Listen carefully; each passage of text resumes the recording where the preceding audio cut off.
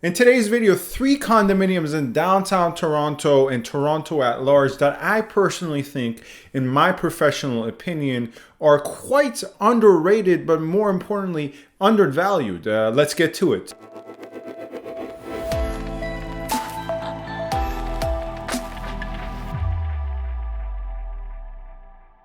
Hello everyone, this is Sam from SaberiSixRealEstate and Remax Realtron Realty Inc. As always, you can find my contact information in the description box with regards to my Instagram, my Gmail, my office information, and of course my TikTok as well. I upload different types of content on TikTok. When I'm with a buyer, I quickly show you what we're looking at within 40 seconds to a minute if time allows for it. Furthermore, my newsletter, you can find my newsletter in the link in the description. Sign up for the newsletter. You'll get a bi-weekly to monthly report in terms of market stats, upcoming pre-construction projects with first access to floor plans, prices, and you get to see what type of business I am doing on the buying and selling front. Lastly, feel free to subscribe, comment, rate, and review. Let's get to the video. A little bit of housekeeping at first.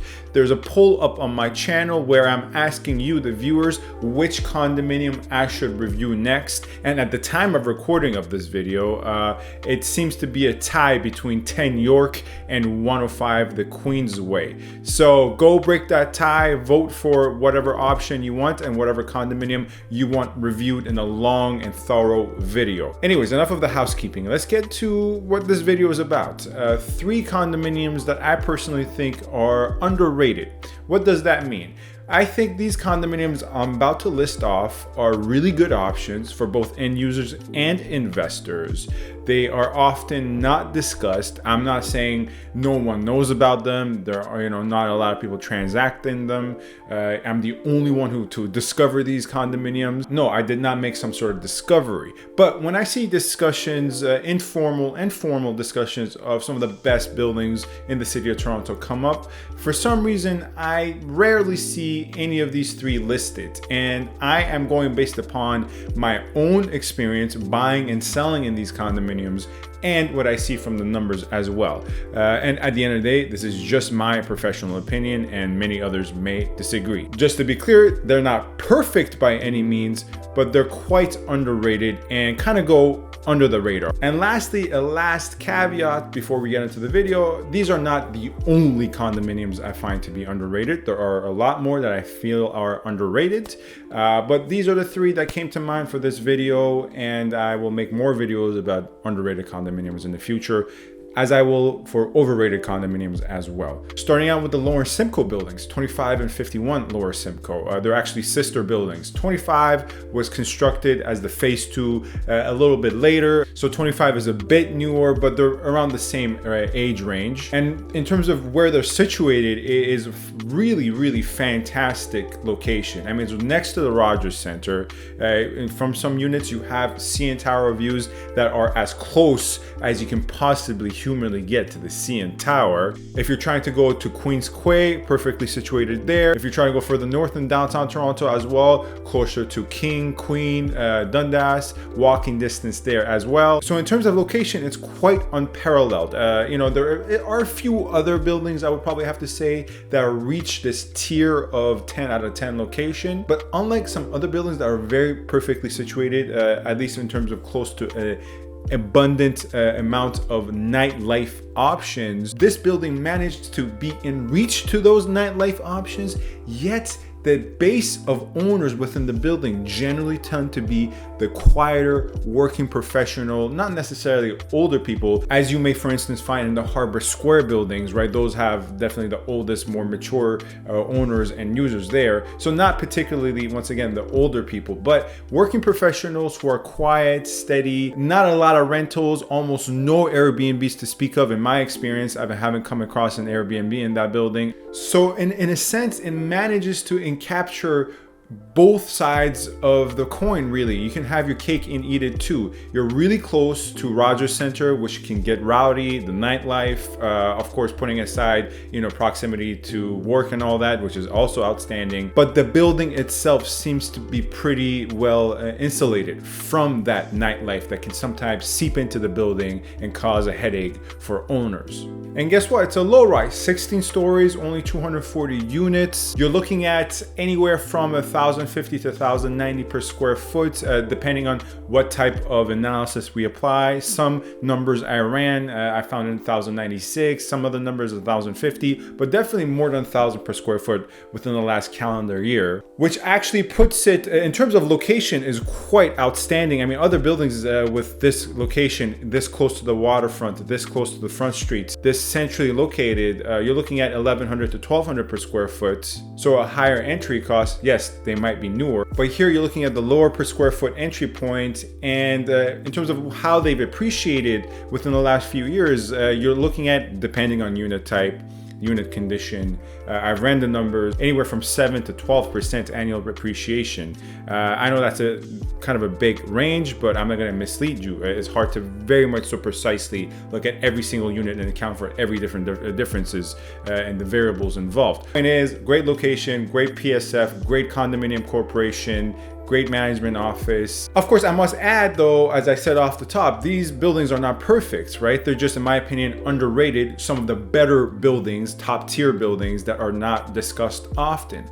And with regards to this, if we're being objective, some minor problems with this building that some may come across is, for instance, some of the units directly are in front of the Gardner Express. Other units have the exposure of a little bit of the Gardner Express diagonal, but you're looking at basically all the other buildings that are around this building. So exposure can become an issue. By no means a horrible or bad exposure, but probably slightly below average exposure for some of the units in this building. And that's mainly due to the fact that it's close to the Gardner, right? If you're on the lower floor, you're gonna probably hear the Gardner a little bit. Other than that, everything else checks out. And as I said, not only am I going through based on the numbers, I have bought in this building. I will definitely continue to buy in this building, and my clients are very much so satisfied with what they got. Moving forward, 250 and 270 Wellington Street, built by Tridel, another low rise. These buildings are older than the lower Simcoe buildings we just discussed, around 17 to 18 years old.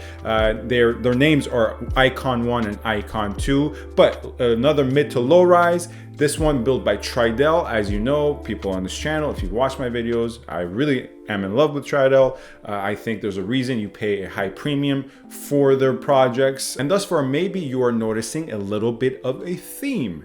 Low to mid rises. So previously what we discussed was only 17 to 18 stories. Once again here, only 17 to 18 stories, and older buildings. But we'll touch on that later. Point here is with 250 and 270 Wellington, in this building, what you're looking at is sub 1,000 per square foot in an area that is highly sought after, King West. I mean, it's situated perfectly in King West. It's closer to Bathurst, not as close to University or Yonge. And in terms of location, it's a little bit inferior to the previous one we discussed, but at the end of the day, sometimes the location comes to the eye of the beholder, right? And this building, frankly, one of the things this building excels at, along with the location, the lower entry point, is the fact that amazing concierge and property management. They're really responsive, they're really helpful. Of course, at the end of the day, you can find anyone who's had a problem with any property management company, but I'm telling you from my experience, showing countless buildings, waiting in lobbies for the concierge, getting a sense of the lobby, about how the concierge responds to inquiries and the organization behind the desk. I'm telling you, this ranks as one of the higher ones. So it's definitely really good for end user purposes. They're really helpful. So on top of the great location in King West, the lower entry price point, Tridel built it, you have great property management and great helpful concierge, which is very underrated quality that most people often do not look at, right? The analogy I usually use is that the concierge, for instance, is someone's room, right? You can tell a lot about an individual by how they maintain their room. If the concierge is dirty, there's Amazon packages here. There's like 5 Uber Eats drivers waiting to deliver something. There's a dog barking. It's very disorganized. The security is not around half the time. That's usually not the best sign for the building. Not to say all the time. There's always exceptions. These are rules, not laws, right? There are exceptions. Here, prices in 250 and 217 Wellington are around 11 to 15% less than the rest of King Street West. Once again, I never said these buildings are perfect. One of the reasons for that is there has been construction that directly faces certain units in these buildings due to the construction of the adjacent building that's quite relatively close. In the summer months to the early fall months, we saw a little bit of a dip in property value, but that has rebounded quite a bit since early fall, and that has rebounded quite a bit since October of 2021. So it was really a great buy low opportunity when that adjacent building was going up. To take another perspective on it, right? If we look at 1-bedroom condo prices from October 1st to date of recording of this video, which is January 19th of 2022, compare that to the same period the year before, so October 1st of 2020 to January 19th of 2021. Do that simple year-over-year analysis for 1-bedroom condominiums in Wellington. We see an increase in average sold price of $45,000. So once again, great property management company, great building, built by Tridel, great location, lower entry point, and it appreciates. One of the only negatives, once again, none of these are perfect, I would probably have to say, is that adjacent construction. That is a deal breaker for a lot of people and should be a deal breaker for a lot of people. So if you're a short-term 1 to 3 year investor or end user that is really keen on exposure, certain units in these buildings are definitely not for you. But other than that, a very underrated building in my opinion. And let's move on to the last one, which is 8 Mackay, which is in North York. We're gonna leave downtown and go to North York. Low to mid-rise and an older building, and this one, like the previous one, also built by Tridel. And most of what I said about the previous buildings apply to this. Of course, the location here is in North York, but it's really close to Finch subway station. You can actually get it sub 700 per square foot, an affordable option, but an affordable option that's not affordable because it's a horrible building, right? It's affordable because it's just an older building. It's not as if, for instance, the building is going bankrupt, or there were some shootings in the building, or the ceilings of the units are concaving upon the residents, or there's fire alarms every 2 minutes, there's Airbnbs. No, it's just an affordable option because it's just a much older building. Once again, not perfect, right? But the maintenance for the age is quite good. It's a higher maintenance, around 68 to 70 cents per square foot. But for a building this old, that's actually quite a reasonable maintenance. And this is where I will wrap things up with regards to the common theme throughout these 3 buildings that I find to be underrated and undervalued, which is they're all mid to low rises, older buildings, some of them 11, some of them 20 years old. And to me, a lot of people buy into a certain group think that if it's not a high rise and if it's not new, it should be avoided, right? As long as the maintenance per square foot is not ridiculous, it is not a highly depreciated condominium, it's not tearing down, and the property management company is good, the location is amazing. Why avoid the older buildings? The only reason I can think of is, once again, the higher carrying costs for investors, for end users. There's just a chicness to newer buildings that they might not like with older buildings. And from a purely cash flow sense, anything built before November 2018, there is rent control on. So that's one of the few legitimate things. If you're an investor, yes, I understand why you would say no to older buildings. But any other reason, for me, frankly, does not hold water. These older mid to low rises, once again, everything else being equal, the property management is great, check. The location is great, check.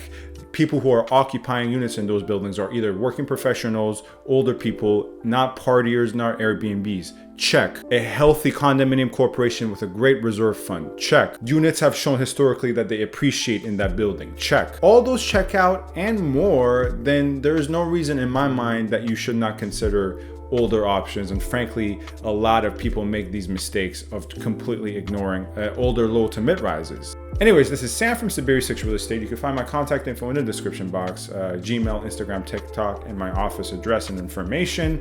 Lastly, feel free to subscribe, comment, rate, and review. Thank you very much for watching. Stay safe and stay tuned. Thank you.